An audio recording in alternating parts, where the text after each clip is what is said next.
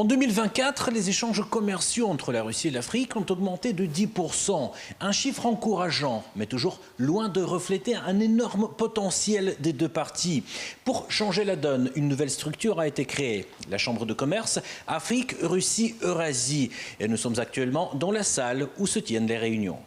Créée en 2024, la Chambre de commerce Afrique-Russie-Eurasie se veut plus qu'un simple guichet économique. Elle ambitionne d'être un véritable trait d'union entre les nations en quête d'investissement et ceux qui ont la volonté et les moyens d'investir. L'Afrique, continent en pleine croissance économique, s'affirme désormais comme un nouveau terrain de jeu pour les ambitions partagées. Pour le président de la Chambre, Karim Arati, ce hub d'affaires fonctionne sur une logique simple, gagnant-gagnant. Voici comment l'idée a germé. Dans mes échanges à travers le monde, j'ai constaté qu'il y avait un manque d'achèvement, un manque de compréhension entre les populations du continent africain et celles de l'Eurasie.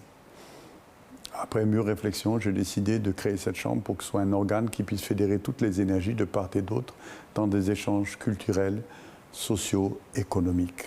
Chaque 12 du mois, la salle de réunion s'anime. Sur la table, des idées, des projets, des stratégies d'investissement à l'échelle du continent. Le but est clair, intensifier les liens commerciaux entre l'Afrique et l'espace eurasiatique. Pas seulement pour vendre ou acheter, mais pour bâtir ensemble l'avenir industriel du continent. Et pour cela, il faut une chose précieuse, les compétences. Celles qui manquent parfois à l'Afrique, mais que l'Eurasie peut offrir.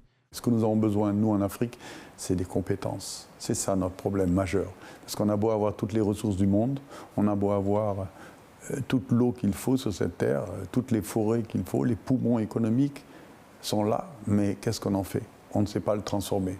Alors, les compagnies étrangères viennent prendre nos matières premières, les exporter. Nous sommes juste pourvoyeurs de matières premières. Et cela ne peut pas nous permettre de nous développer. On ne produit rien, en réalité, chez nous. Donc, on a besoin d'une autosuffisance alimentaire.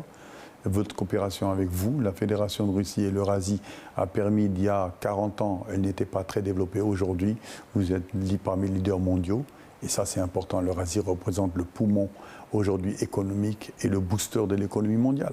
Donc, il faut que cette énergie, vos compétences soient partagées avec le continent africain qui n'aspire qu'à cela. On n'a pas besoin de charité, on a juste besoin de rapports équilibrés entre vous et nous. Avant de franchir la salle de réunion, on passe devant une galerie de photos retraçant les grandes étapes de l'histoire africaine. Sur les murs, on observe également les grandes figures de l'échiquier eurasiatique et africain.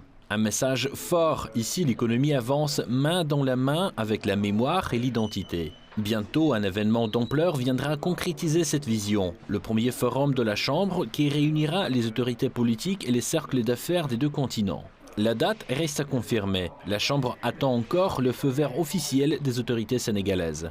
Mais l'objectif est déjà formulé. L'objectif du forum est de fédérer toutes les forces à travers l'Afrique et l'Eurasie pour qu'elles puissent se retrouver à un moment de rencontre entre toutes ces énergies pour pouvoir développer des projets. Du côté russe, le projet est pleinement soutenu. Le vice-ministre des Affaires étrangères a assisté à l'inauguration de la Chambre. Et aujourd'hui, l'ambassadeur à Dakar y voit un levier stratégique pour renforcer le partenariat bilatéral.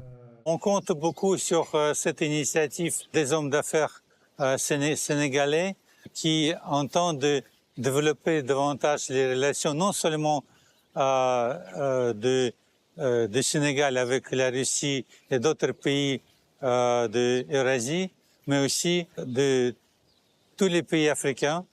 Et je pense que le plus important, c'est l'initiative à organiser un forum économique où les pays africains, plusieurs pays africains, les pays d'Asie et de la Russie, bien sûr, vont participer, j'espère. La Chambre est jeune, mais son ambition est grande. Faire de Dakar un carrefour d'idées, un laboratoire de projets, un incubateur de confiance.